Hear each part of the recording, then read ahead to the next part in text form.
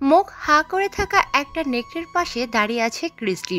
সে তার জিহ্বা বের করে নিজের কোমল ঠোঁটে লেগে থাকা রক্ত চেটে নিল। তার লম্বা ঘন কালো চুল জমিন ছুঁয়েছে। চাঁদের আবছা আলোয় তার মুখ নুরানি মুখের মতো জ্বলজ্বল করছে। তবে তার গাল জুড়ে আঠালো কিছু তরল পদার্থ লেগে আছে। লালা, নেকড়ের লালা। কোনো প্রাণীর মুখের লালা যে এতটা আঠালো হতে পারে তা ইতিপূর্বে জানা ছিল না। ক্রিস্টি তার গাল পরিষ্কার করে নিল। মৃত নেকড়েটা এখনো হাঁ করে আছে। তার কালশেটের চোখ স্থির হয়ে আছে, চোখে স্পষ্ট ভয়ের ছাপ। নেকড়েটার ঘাড়ে দুটো ছোট্ট ফুটো। ক্রিস্টি হেঁটে জঙ্গল থেকে বেরিয়ে এলো। তার রূপ এবং দেহ কাঠামো যে কোনো পুরুষকে মাতাল করতে বাধ্য। আচমকা পিঠ চিরে দুটো বিশাল ডানা বেরিয়ে এলো। তার মুখ হিংস্র হয়ে উঠল। দুটো লম্বা দাঁত ঠোঁটের দু কোণা দিয়ে বেরিয়ে এলো। সে ডানা ঝাপটিয়ে উড়াল দিল নতুন কোনো শিকারের খোঁজে। শব্দের চেয়ে অধিকতর আঘাত হয়তো বহুরূপী এই সৌন্দর্য। ডানা ঝাপটিয়ে উড়ে চলেছে ক্রিস্টি। কিছু দূর যাওয়ার পর সে টের পেল ভূমিতে চতুষ্পদী এক প্রাণী দৌড়াচ্ছে। প্রাণীটা তার পিছন দিচ্ছে। সে আচমকা ভূমিতে অবতরণ করল। চতুষ্পদী প্রাণীটার দিকে দৌড়ে গেল সে। একটা অতিকায় বিশাল নেকড়ে। নিজের হিংস্র রূপ নিয়ে ক্রিস্টি ঝাঁপিয়ে পড়ল নেকড়েটার ওপর। সে নেকড়ের ঘাড়ে কামড় বসাতে উদ্যত হল। নেকড়েটা বলে উঠল, আমি বর্ণ। তৎক্ষণাৎ ক্রিস্টি থেমে গেল। সে নিজের স্বাভাবিক রূপে ফিরে এলো। তুমি? হ্যাঁ, তোমার সাথে আমিও যাব, বলে উঠল নেকড়েটা। নেকড়েটা ধীরে ধীরে সোজা হয়ে দাঁড়ালো। তার লোমশ দেহের লোমগুলো ধীরে ধীরে ছোট হতে লাগলো। নেকড়ে মুখমণ্ডল পরিণত হলো মানব মুখমণ্ডলে। বর্ণ, তুমি শুধু শুধু ঝামেলায় এসো না। আমি একা সামলে নিতে পারবো। তুমি দেখেছো কিনা জানি না, তবে কিছুক্ষণ আগে আমি তোমার জাতির একজনকে হত্যা করেছি। সে আমাকে হত্যা করতে চেয়েছিল, বাধ্য হয়ে আমি তাকে মারলাম। তুমি এখন আমার সাথে আসলে অনেক বিপদে পড়বে।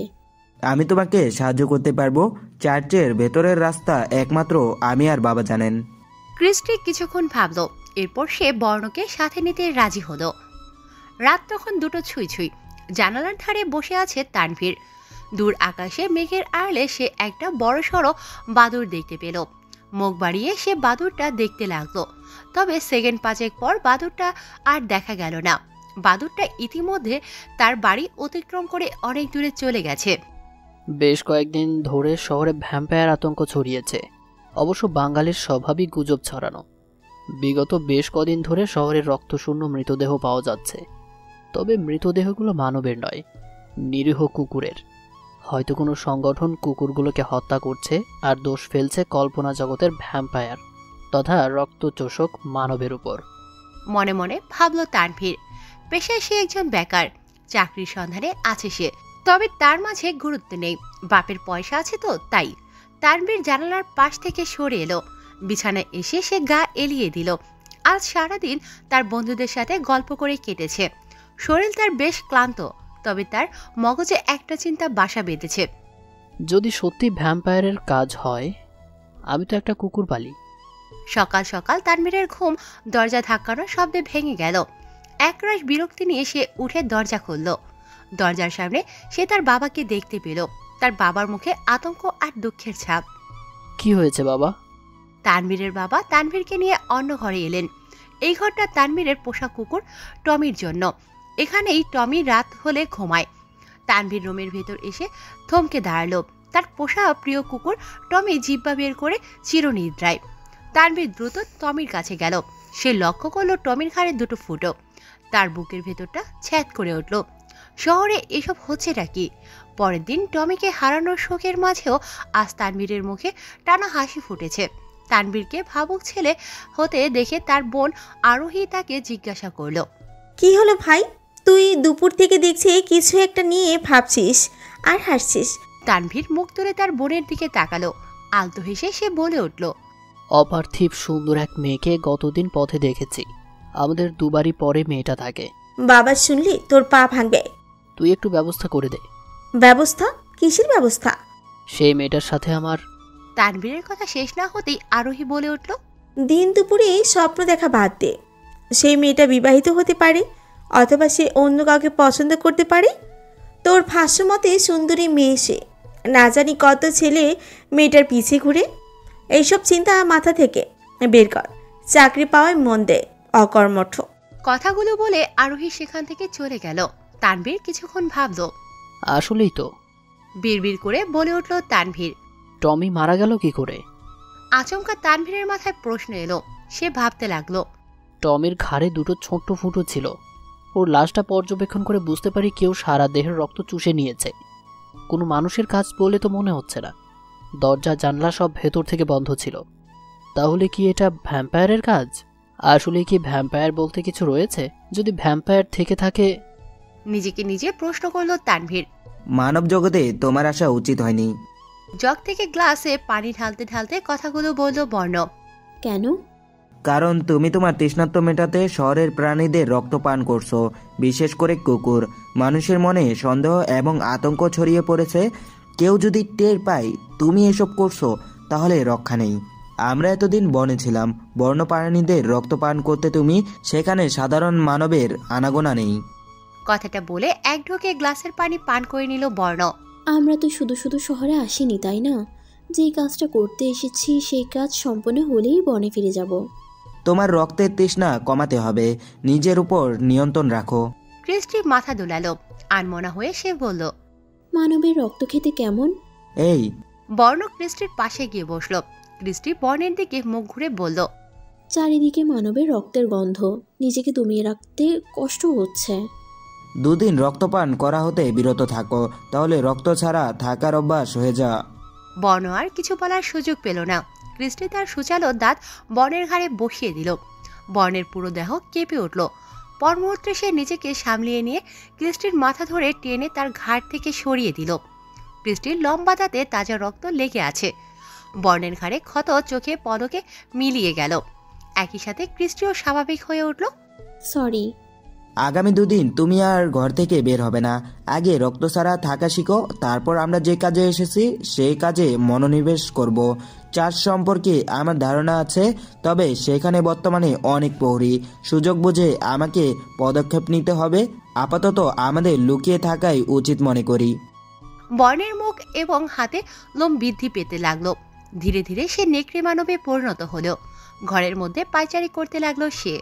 বর্ণ, তুমি ঠিক করনি। ভ্যাম্পায়ার আর ওয়ারওলফ জাতিগত শত্রু। তোমার জাতির লোকেরা আমাকে হত্যা করতে চায়। তুমি আমার পক্ষ নিয়ে ভুল করছো। তোমার জাতির লোকেরাও এতে তোমাকে হত্যা করতে পারে। কিন্তু তোমার তো দোষ নেই। আমরা দুই জাতি শুধু শুধু লড়ছি। থামাতে হবে এই লড়াই। ক্রিস্টি চুপ করে বসে রইল। বর্ণ বলে উঠল। আজ রাতে আমি চার্চে যাব, সেখানকার অবস্থা বুঝতে হবে। রবার্ট, বনের পাশে আমাদের এক ভাইয়ের মৃতদেহ পেয়েছি। আমরা আর কতদিন চুপ থাকবো? তাদের কথোপকথনের মাঝে এক নেকড়ে হাজির হলো। সে বলে উঠল। মহারাজ, প্রিন্স বর্ণকে এতদিন ধরে খুঁজেও পাওয়া যায়নি। গুপ্তচরের কাছ থেকে খবর পেয়েছি ভ্যাম্পায়ার জগতের ক্রিস্টিও বর্ণকে যেদিন ধরতে পাওয়া যাচ্ছে না সেদিন ধরে গায়েব। হুঙ্কার দিয়ে উঠল রবার্ট।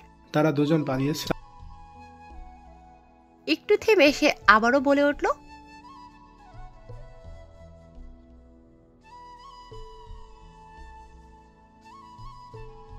চার্চের গুপ্ত তথ্য তারা কোথাও থেকে জানতে পেল। আমি জানি তারা কোথায় গিয়েছে। শহরে আমাদের লোক পাঠাও, তারা শহরে আছে। পুরনো চার্চের প্রহরী বাড়িয়ে দাও, কোনোভাবেই যেন তারা চার্চের ভেতরে প্রবেশ না করতে পারে। চারদিকে নিকষ অন্ধকার। পুরনো আমলের ভাঙা হিন্দু মন্দিরগুলো বর্ণ দেখতে চার্চ সম্পর্কে অবগত, সে বেশ ভালো করে জানে চার্চের গভীরে অ্যাডামের লাশ রয়েছে। অ্যাডামকে জাগালে কি হবে তা সে জানে।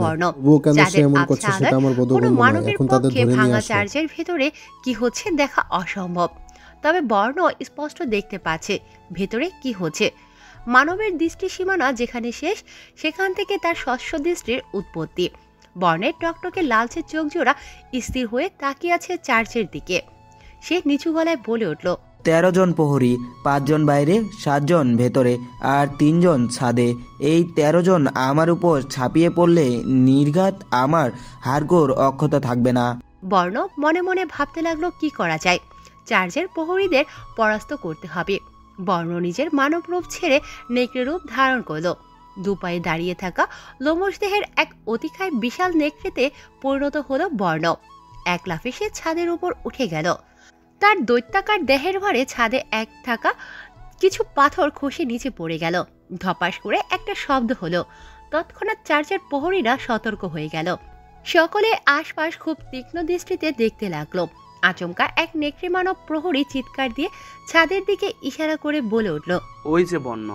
তৎক্ষণাৎ সকল নেকড়ে প্রহরী দ্রুত ছাদের দিকে অগ্রসর হতে লাগলো। বর্ণ দ্রুত ছাদের এক কোণে থাকা ফাটল দিয়ে চার্চের ভিতর প্রবেশ করল। প্রহরীরা হন্তদন্ত হয়ে বর্ণকে ছাদে খোঁজায় ব্যস্ত। বর্ণ যতদূর জানে চার্চটা মাটির নিচে দৈর্ঘ্য প্রস্থের সমান হারে বিস্তীর্ণ। বর্ণ ধীর পায়ে অগ্রসর হলো। আচমকা কিছু নেকড়ে মানব তাকে ঘেরাও করে ফেলল। মোট 10 জন। সে থমকে দাঁড়ালো। প্রহরী প্রধান বলে উঠল, প্রিন্স বর্ণ, আপনার দূর দৃষ্টি ক্ষমতা সম্পর্কে আমরা অবগত। নিশ্চয়ই জানেন চার্চ মাটির নিচে বিস্তীর্ণ। আমরা সবাই এতক্ষণ সেখানে ছিলাম, ফলে আপনি আমাদের দেখতে পাননি। প্রিন্স, আমাদের সাথে নিজ রাজ্যে ফিরে চলুন। আপনার বাবা প্রচুর রেগে আছেন। তাছাড়া সারা রাজ্যের সবাই জেনে গেছে আপনি আমাদের বিরুদ্ধে গিয়েছেন। রাজ্যে নতুন আরেক কলহ সৃষ্টি হয়েছে। নিজ সম্প্রদায়ে বিবাদ হওয়ার সম্ভাবনা রয়েছে। আপনি দয়া করে রাজ্যে ফিরে চলুন, এতে রাজ্যেরই মঙ্গল। বর্ণ নিজের মানব রূপে ফিরে এলো। বর্ণকে মানব রূপে ফিরতে দেখে প্রহরী প্রধান এবং সাধারণ প্রহরীরা মানব রূপ ধারণ করল। এরপর বর্ণ বলে উঠল, কিস্টিকে কেন মারতে চান? প্রহরী প্রধান কিছুক্ষণ বর্ণের দিকে চেয়ে রইল। প্রিন্স, শত্রু দলের একটা মেয়ের প্রতি এত আকর্ষণ কেন? আপনি ভুলে গেছেন গত বছর তারা আপনাকে কতবার হত্যা করার পরিকল্পনা করেছিল? কিন্তু এসবে তো কিস্টির কোনো ভূমিকা নেই। সব কিছু করেছে তার বাবা। বাবার পাপের বোঝা সন্তানকে বহন করতে হয়। আচমকা চার্চে বাহির হতে কোলাহলের শব্দ এলো। প্রহরী প্রধান এবং তার দল দ্রুত বাইরে বের হলেন। প্রায় 10 জন ঘাতক ভ্যাম্পায়ার চার্চে আক্রমণ করেছে। প্রহরী প্রধান বলে উঠলেন, তোমরা গিয়ে প্রিন্সকে রক্ষা করো। দ্রুত 9 জন প্রহরী চার্চের ভেতরে থাকা বর্ণের নিকট চলে গেল। কি হয়েছে? এত কোলাহল কেন? প্রিন্স, কিছু ঘাতক ভ্যাম্পায়ার আক্রমণ করেছে। যথাসম্ভব আপনাকে হত্যা করা পরিকল্পনা। আপনি আমাদের সাথে চার্চের গুপ্ত ঘরে আসুন। বর্ণ কথা বাড়ালো না। তার মনে একটা খটকা হলো। আমি আজই চার্চে আসবো। এই তথ্য ঘাতক ভ্যাম্পায়াররা কি করে পেল? একমাত্র কিস্টি জানতো আমি আজ রাতে চার্চে আসবো। তাহলে কি সে?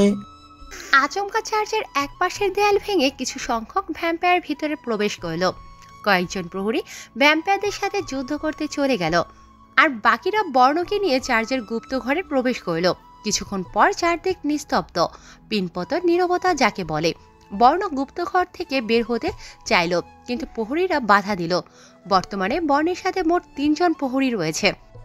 প্রিন্স, আমি বাইরে গিয়ে দেখে আসছি পরিস্থিতি কেমন, বলে উঠল একজন প্রহরী। বর্ণ সম্মতি প্রদান করল। প্রহরী গুপ্ত কক্ষ হতে প্রস্থান। কিছুক্ষণ পর প্রহরী ফিরে এসে বলল, চার্চের ভেতর কোনো ভ্যাম্পায়ার কিংবা হামার স্বজাতি ওয়ার উলফকে দেখতে পেলাম না। বর্ণ কথাটা শুনে মুস্কি একটা হাসি দিল।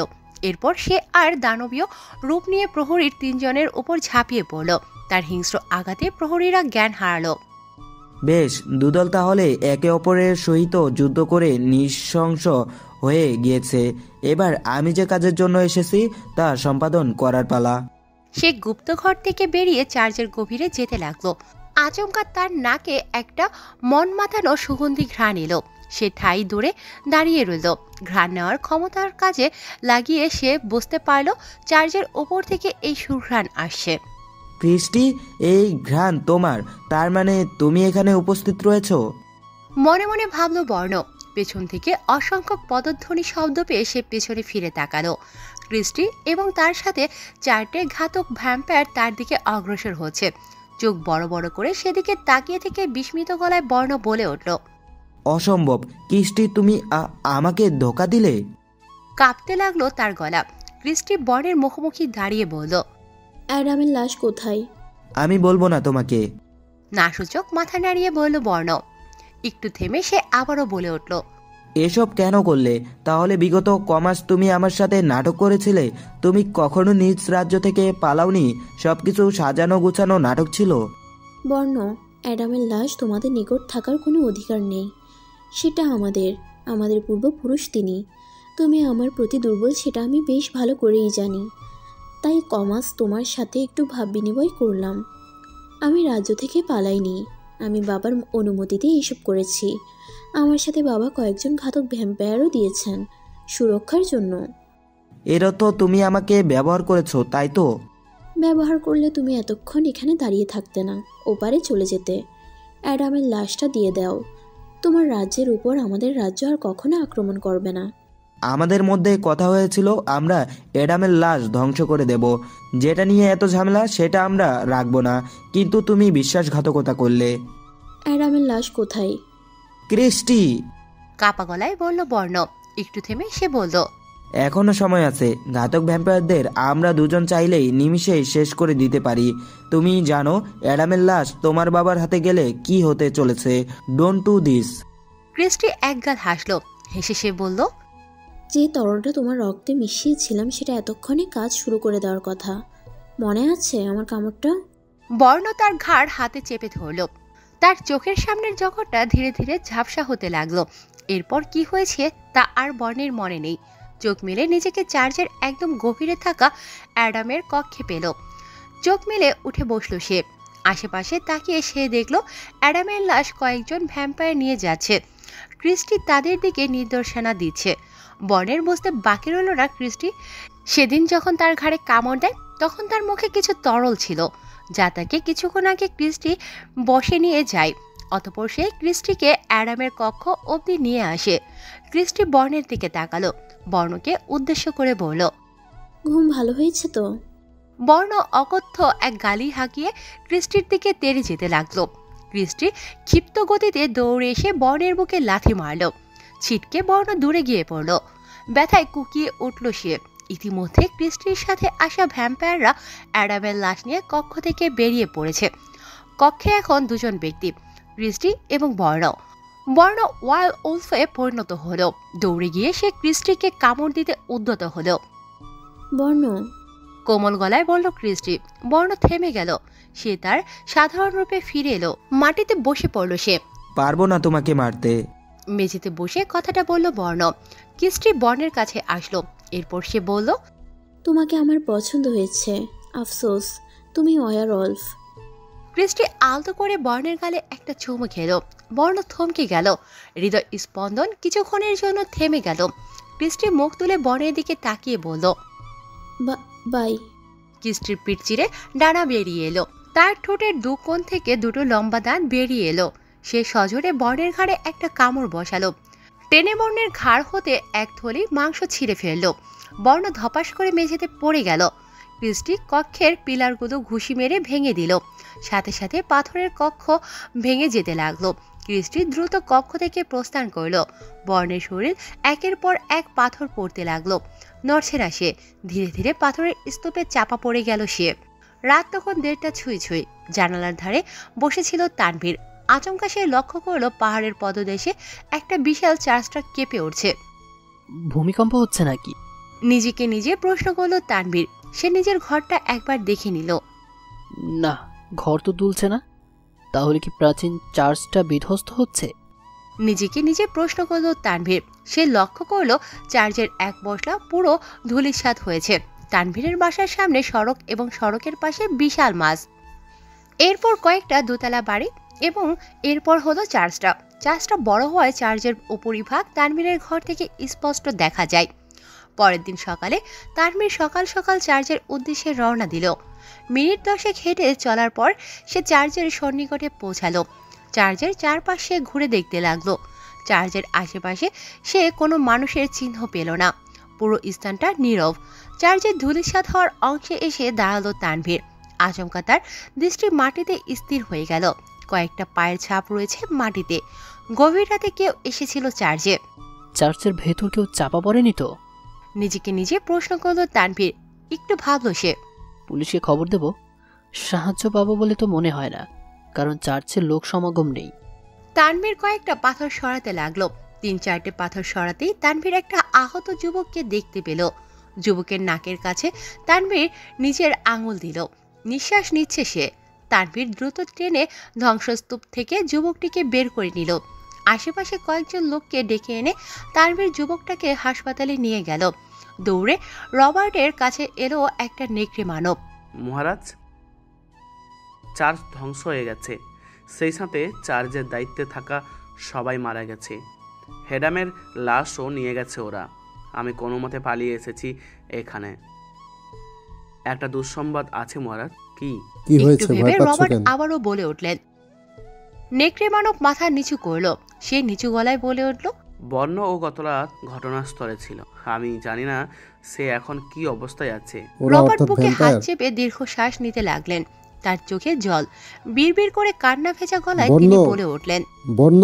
মহারাজ, রাজ্যের সকলে আপনার বিবৃতি শোনার অপেক্ষায় রয়েছেন। প্রিন্স বর্ণের পক্ষে যদি আপনি কিছু বলতেন। সেনা প্রধানের দিকে কিছুক্ষণ রবার্ট এক দৃষ্টিতে চেয়ে রইল। এরপর তিনি তার কক্ষের বিশাল খোলা ব্যালকনিতে এসে দাঁড়ালেন। রাজ্যের উৎসুক জনসাধারণ এদিন ধরে চলিত বর্ণ সম্পর্কে জানতে আগ্রহী।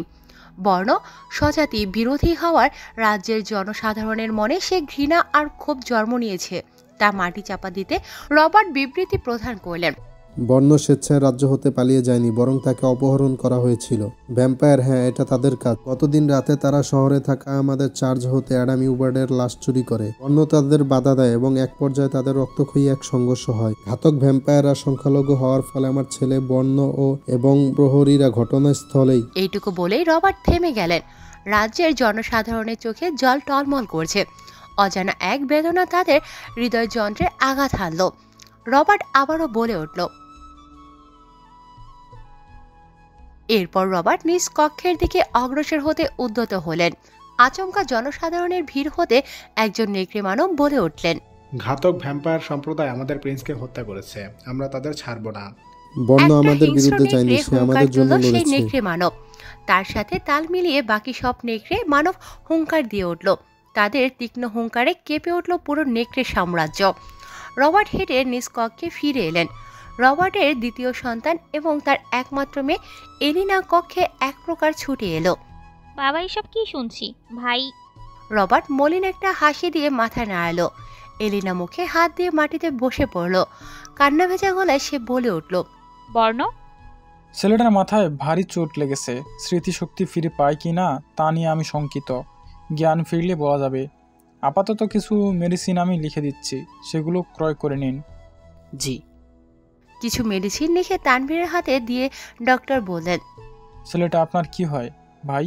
তানভীর নাসূচক মাথা নেড়ে বলল, ছেলেটাকে আমি চিনি না।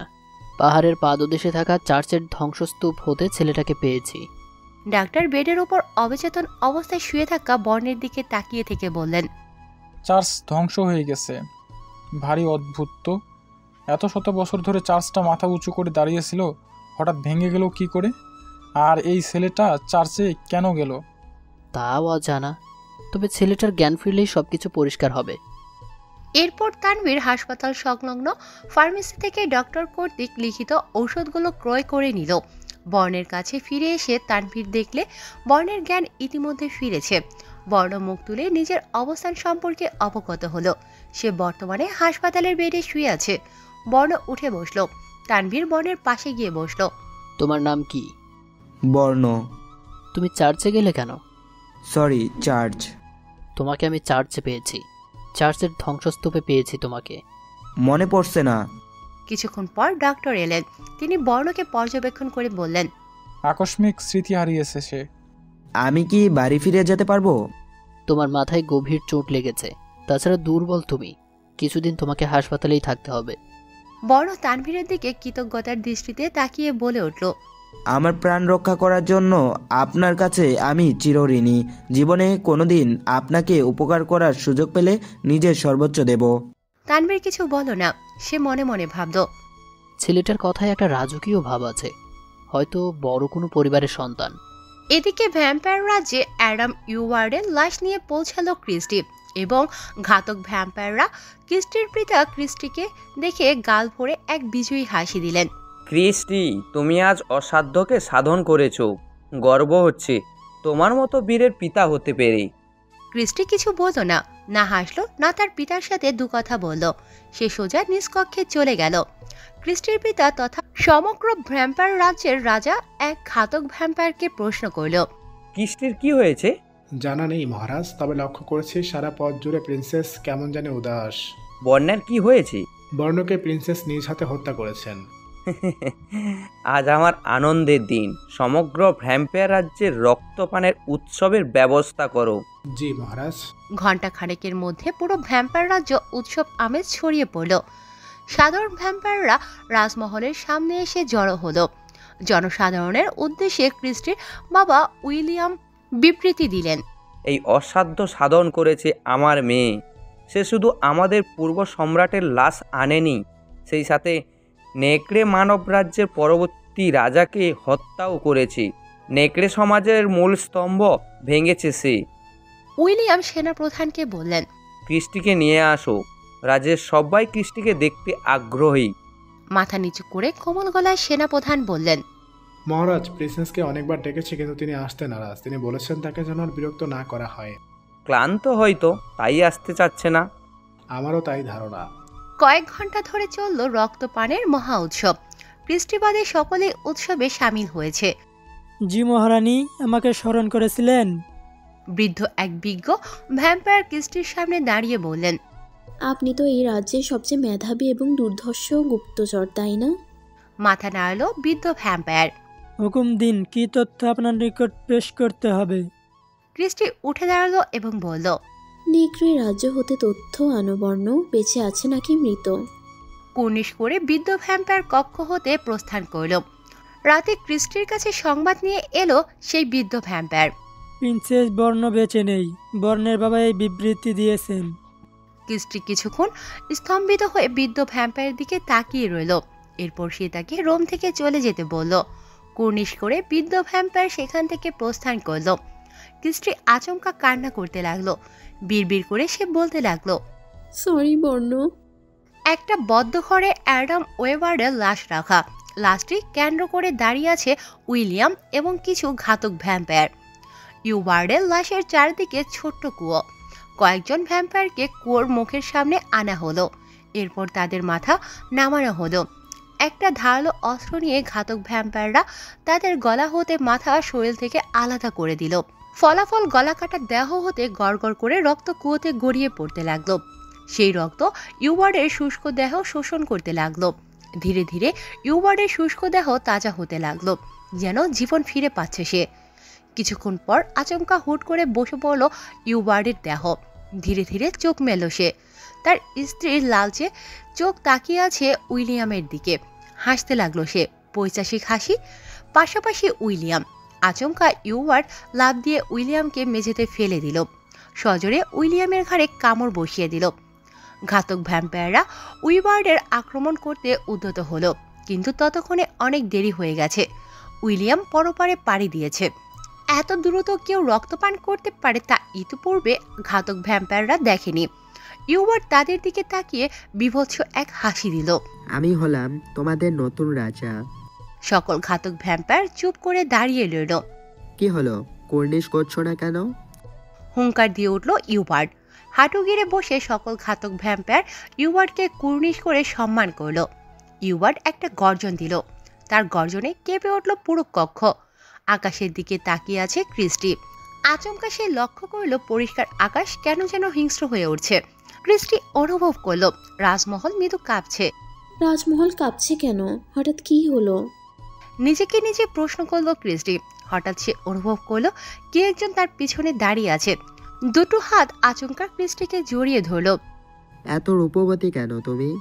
বলে উঠল ইউবার্ড। ক্রিস্টি ইউবার্ডকে ধাক্কা দিল। এরপর সে প্রহরীদের ডাক দিল।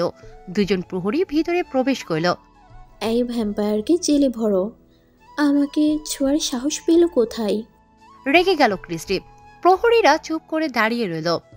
তোমরা দাঁড়িয়ে আছো কেন? ইউবার্ড প্রহরীদের নির্দেশ দিল ক্রিস্টিকে বেঁধে ফেলতে। রাজার নির্দেশ মান্য করতে প্রহরীরা ক্রিস্টির দিকে এগিয়ে যেতে লাগলো। তোমরা এই শয়তানের কথা কেন শুনছো? মাফ করবেন প্রিন্সেস, তবে ইনি আমাদের নতুন রাজা। আপনার বাবা বেঁচে নেই। ক্রিস্টি প্রথমে খেয়াল করেনি। কথার অর্থ বুঝতে সে কিছুক্ষণ সময় নিল। ইউবার্ডের দিকে ভয়ার্থক চোখে তাকিয়ে ক্রিস্টি লক্ষ্য করলো এই সেই মৃত ইউবার্ড। ইউবার্ড, অস্পষ্ট গলায় বলল ক্রিস্টি। এদিকে প্রহরীরা ক্রিস্টির নিকট এসে গেছে। ক্রিস্টি নিজের ডানা বের করে খোলা জানালা দিয়ে লাফ দিল। ডানা ঝাপটিয়ে সে উড়াল দিল আকাশে। খাঁচা ছেড়ে পাখি চলে গেল। জানালার সামনে দাঁড়িয়ে ক্রিস্টির দিকে তাকিয়ে কথাটা বলল ইওয়ার্ড। যাও, পাখিটাকে খাঁচায় বন্দি করার ব্যবস্থা করো। প্রহরীদের নির্দেশ দিল ইওয়ার্ড। প্রহরীরা তৎক্ষণাৎ সেখান থেকে চলে গেল। পিছন নিল তারা। ডানা ঝাপটিয়ে উড়ছে ক্রিস্টি, তার পিছনে দুটো ঘাতক ভ্যাম্পায়ার। রাজ্য কিছুটা দূরে যাওয়ার পর ভূমিতে নামলো ক্রিস্টি, তার পিছন পিছন দুজন ঘাতক ভ্যাম্পায়ার। তোমরা ইওভার্ডের আদেশ পালন করছো? এখনো সুযোগ আছে, আমাকে সহায়তা করো ইওভার্ডকে মারতে। ঘাতক ভ্যাম্পায়ার দুজন হাসতে লাগলো। তারা লোভী দৃষ্টিতে ক্রিস্টির দিকে তাকিয়ে রইল। আচমকা একটা ঘাতক ভ্যাম্পায়ার ক্রিস্টির গা ঘেঁষে দাঁড়ালো।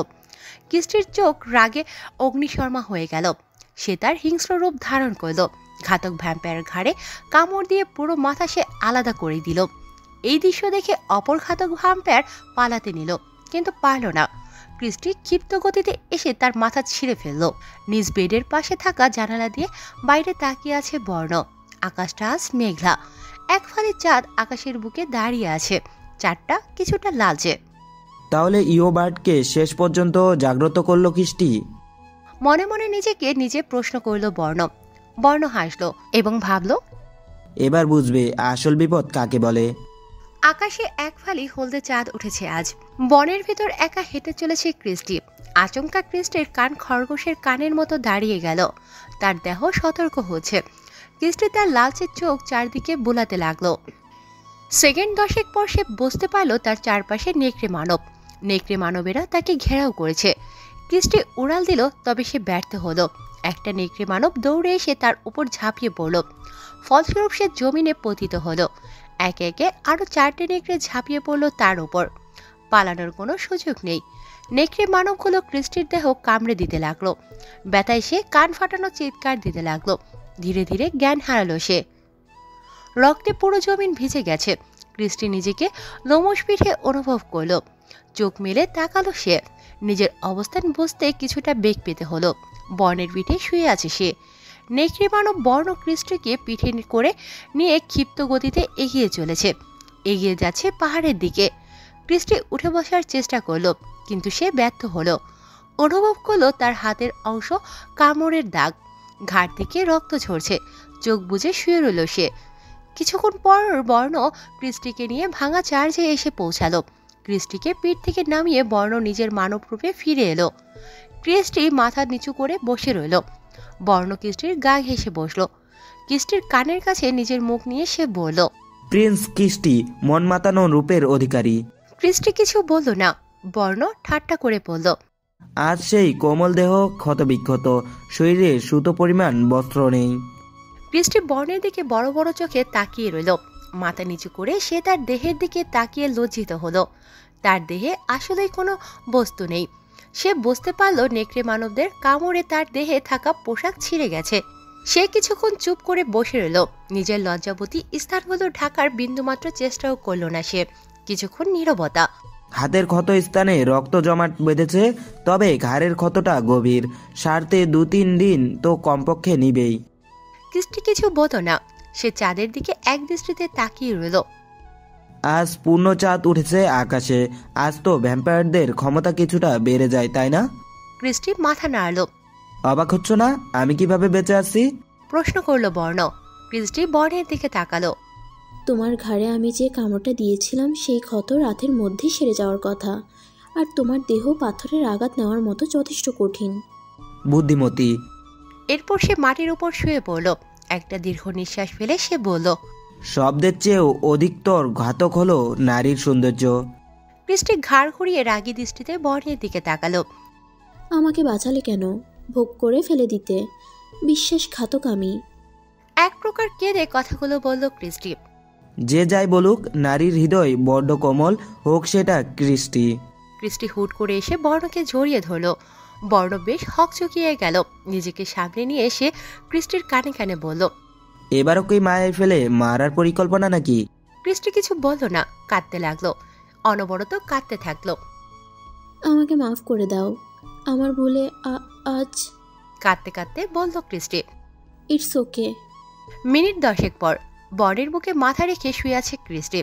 সবে মাত্র কান্না থামিয়েছে সে। আমার রাজকীয় পোশাক যে নোনা জলে ভিজিয়ে দিলে এটার মূল্য কে দিবে? ক্রিস্টি কিছু বলল না। বর্ণ আবারও বলে উঠল, আমাকে দেখে ভয় হয় না তোমার? মুখ তুলে ক্রিস্টি বর্ণের দিকে তাকিয়ে প্রশ্ন করল, কেন? এই যে মাঝরাতে একটা নগ্ন সুন্দরী মেয়ে আমার বুকে শুয়ে আছে, আমি যদি খারাপ কিছু করি? ক্রিস্টি বর্ণের দিকে স্থির চোখে তাকিয়ে থেকে বলল, আমার চোখের দিকে তাকিয়ে এই কথা আরেকবার বলতে পারবে? বর্ণ চুপ করে রইল। একটু হাসল সে। তোমার জন্য আজ নিজের স্বজাতি নেকড়ে মানবদের হত্যা করতে হয়েছে। ক্রিস্টি কিছু বলল না। চুপ করে বর্ণের বুকে মাথা রেখে আবারও শুয়ে পড়ল। কাঁদছে সে। মেয়েটার সাথে খুবই বাজে কিছু ঘটেছে। এত সাহসী মেয়ে আজ শুধু কেঁদে চলেছে। মনে মনে ভাবল বর্ণ। হাসপাতালের একটা হইচই শুরু হয়েছে। পুরো হাসপাতাল খুঁজে তানভীর বর্ণকে পেল না। মাঝরাতে আচমকা এক মানুষ হুট করে কিভাবে গায়েব হয়ে যেতে পারে? এমনকি হাসপাতালের কেউ বর্ণকে যেতে দেখেনি। সিকিউরিটির দায়িত্বে থাকা লোকেরা কিংবা ওয়ার্ড বয় কিংবা লিফটম্যান কেউই দেখেনি বর্ণকে। তানভীর খুব অবাক হলো। সে বর্ণের বেডে এসে বসলো। চোখ গেল তার বেডের পাশে থাকা জানালার দিকে। খোলা জানালা, কোনো রড নেই। হাসপাতালে অবশ্য এমন খোলা জানালা থাকেই আলো বাতাসের জন্য। এখান দিয়ে পালিয়ে যায়নি তো বর্ণ? মনে মনে নিজেকে নিজে প্রশ্ন করল তানভীর। জানালার দ্বারে গিয়ে সে নিচে তাকালো। সপ্তম তলা, এখান থেকে কেউ লাফ দিলে নির্ঘাত মৃত্যু। বিড়বিড় করে বলল তানভীর। ভোর হয়ে এসেছে, চারদিকে মৃদু আলো ছড়িয়ে পড়েছে। বর্ণ ক্রিস্টিকে ডাক দিল, এই শুনো, ভোর হয়েছে, একটু পর লোক সমাগম বাড়তে থাকবে।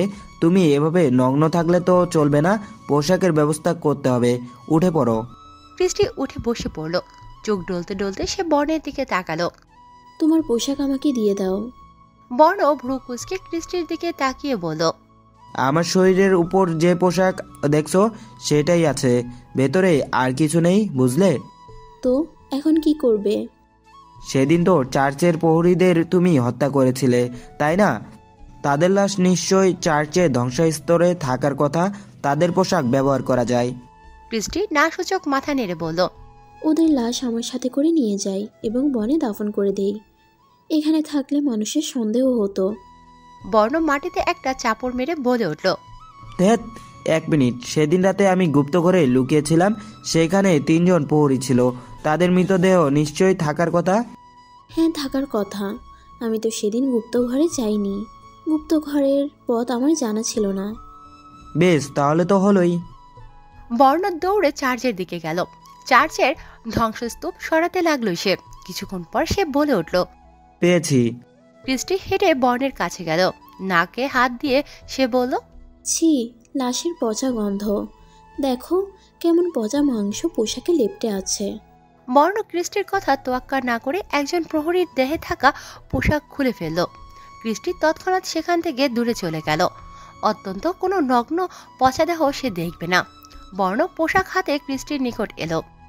এগুলো থেকে পচা গন্ধ বেরোচ্ছে, আমি এগুলো পরতে পারবো না। পাহাড়ের পাশে একটা নদী আছে। এরপর সে ক্ষিপ্ত গতিতে দৌড়ে নদীর দিকে চলে গেল। মিনিট 10 পর বর্ণ ভেজা পোশাক হাতে ফিরে এলো। এখন গন্ধ নেই, তবে ভেজা। বর্ণের হাতে থেকে পোশাকগুলো নিয়ে ক্রিস্টি পরিধান করলো। কয়েক ঘন্টা পর শহরের ভিতর প্রবেশ করেছে বর্ণ আর ক্রিস্টি। ক্রিস্টির দেহে থাকা ভেজা পোশাক ইতিমধ্যে শুকিয়ে গেছে। তোমার সাথে গতদিন কি কি ঘটেছে বলা যাবে? বর্ণের দিকে তাকিয়ে ক্রিস্টি বলে উঠল, বাবা অ্যাডাম ইউবার্টকে পুনর্জীবিত করেন। ইউবার্ট জীবন ফিরে পেয়েই বাবার উপর ঝাঁপিয়ে পড়ে এবং বাবাকে হত্যা করে। এরপর আমার রুমে এসে আমার সাথে। চুপ হয়ে গেল ক্রিস্টি। কিছুক্ষণ চুপ থেকে সে বলে উঠল, এরপর আমি পালিয়ে আসি। আমার পেছনে ইউবার্ট ভ্যাম্পায়ার সৈন্য পাঠায়। তারা আমার সাথে। বর্ণের দিকে কান্না ভেজা চোখে তাকালো ক্রিস্টি। তাদের আমি হত্যা করি। তারপর পালিয়ে যেতে নেই, আবার নেকড়ে মানবেরা আমার উপর আক্রমণ করলো। চিন্তি থমকে দাঁড়ালো বর্ণ। আচমকা বর্ণকে দাঁড়িয়ে থাকতে দেখে ক্রিস্টি জিজ্ঞাসা করলো, কি হয়েছে? বর্ণ ক্রিস্টির হাত ধরে টান দিয়ে বলল, দৌড়াও। রাস্তার বিপরীত পাশ থেকে গলা হাঁকিয়ে তানভীর বলে উঠল। দৌড়ে তানভীর বর্ণের দিকে আসতে লাগলো। বর্ণ ক্রিস্টি হাত ধরে দৌড়াতে লাগলো। পাশাপাশি ক্রিস্টিও। কিছু দূর দৌড়ে যাওয়ার পর ক্রিস্টি বলল, আমরা দৌড়াচ্ছি কেন? ওই ছেলেটা আমাদের ধরে ফেললে বিপদ। আমাদের আসল পরিচয় নির্ঘাত সবার সামনে চলে আসবে। তো মানবের মতো ধীরে দৌড়াচ্ছ কেন? নিজের ক্ষমতার বলে দ্রুত দৌড়াও। এরপর ক্রিস্টি বর্ণ খুব দ্রুত দৌড়ে পাহাড়ে এলো। তানভীর কিছু দূর দৌড়ে হাঁপিয়ে যায়, ফলে সে আর বনের পিছন নিতে পারেনি। দাঁড়িয়ে হাঁপাতে হাঁপাতে তানভীর বিড়বিড় করে বলে উঠল, ছেলেটার সাথে যে মেয়েটা ছিল সে তো আমার ক্রাশ। ছেলেটাকে এত ভয় পাওয়ার কারণ কি? আসলে চার্চের ধ্বংসস্তূপ থেকে এই ছেলেটাই আমাকে উদ্ধার করে এবং হাসপাতালে নিয়ে যায়। গত রাতে আমি জানালা দিয়ে লাফ দিয়ে হাসপাতাল থেকে পালিয়ে যাই। এখন ছেলেটা আমাকে ধরে ফেললে হাজার প্রশ্ন করতো, রাতে কিভাবে পালিয়েছি, আরও কত কি। দূরটা ভালো ছিল। মহারাজ, বনে নেকড়ে মানবদের লাশ পাওয়া গেছে, কাজটা ওই ভ্যাম্পায়ারদের। আমরা আর কতদিন চুপ থাকবো? রবার্ট কিছু বলতে চাইল, কিন্তু একজন নেকড়ে মানব দরবারে হাজির হলো। মহারাজ, একটা গুরুত্বপূর্ণ সংবাদ রয়েছে। ভ্যাম্পায়ার রাজ্যের নতুন রাজা হলো ইয়োবার্ট, যার লাশ কদিন আগে ক্রিস্টিও চুরি করেছিল। এছাড়া ক্রিস্টির বাবা মৃত্যুবরণ করেছে ইয়োবার্ট। রবার্ট নিজ আসন ছেড়ে দাঁড়িয়ে গিয়ে বলল, বলো। মহারাজ, আমার কাছে আরেকটি সংবাদ আছে, যেটি শুনলে আপনি খুব খুশি হবেন।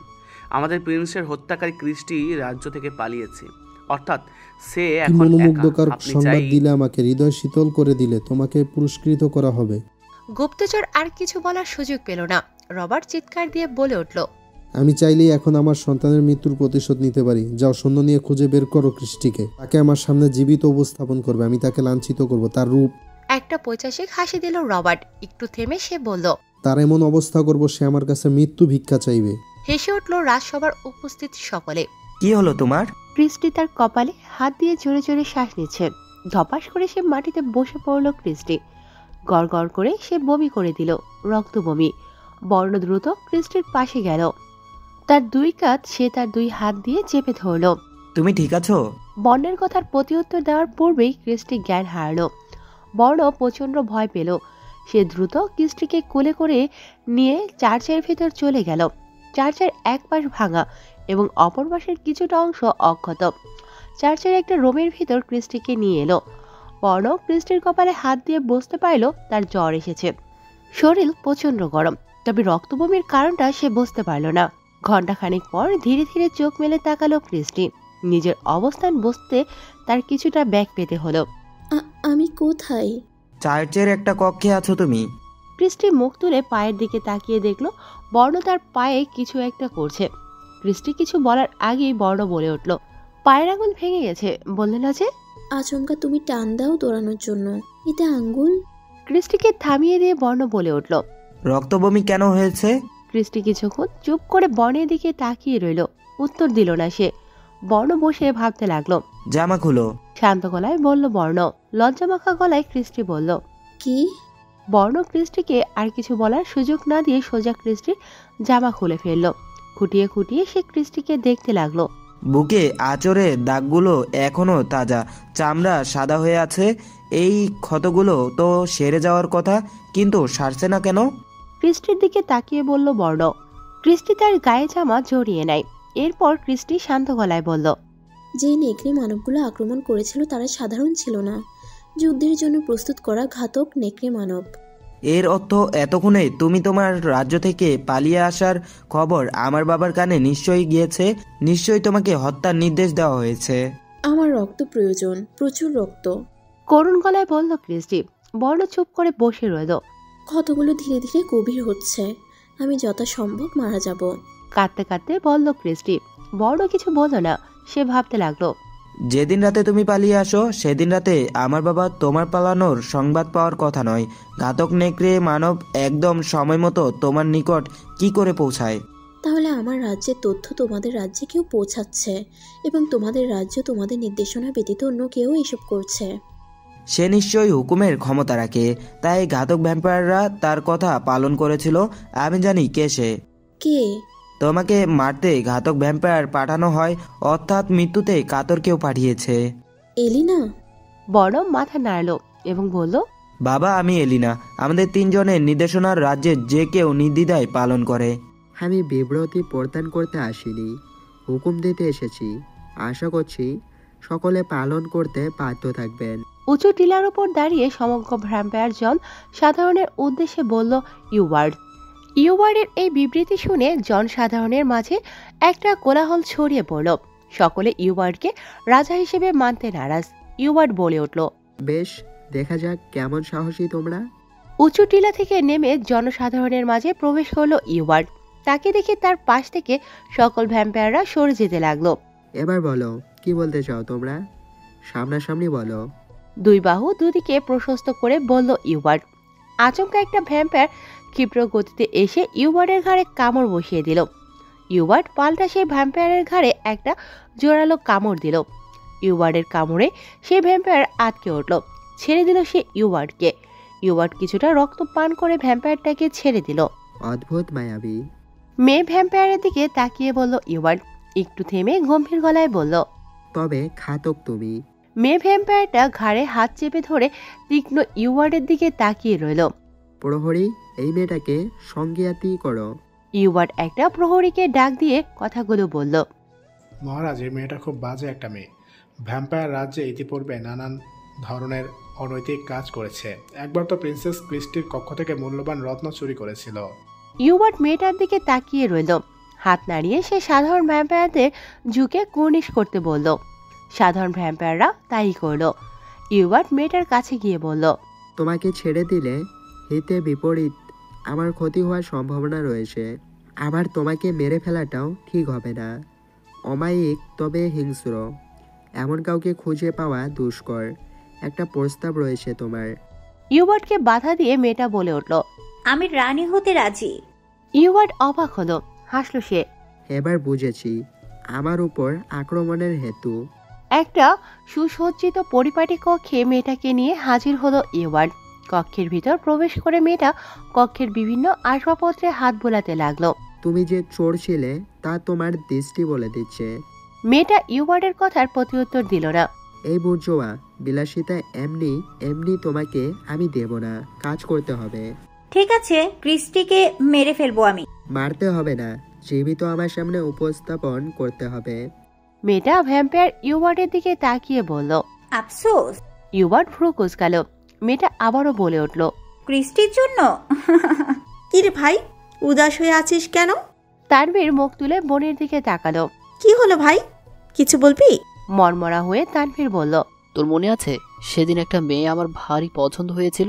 হ্যাঁ, তো মেয়েটা বুঝি বিবাহিত? তানভীর মাথা নাড়ালো এবং বলল, বিবাহিত কিনা জানি না, তবে একটা সুদর্শন ছেলের সাথে হাত ধরে গা ঘেঁষে দাঁড়িয়ে থাকতে দেখেছি। আর জানিস ছেলেটা কে? কে? গতরাত হাসপাতাল থেকে পালিয়ে যাওয়া বর্ণ।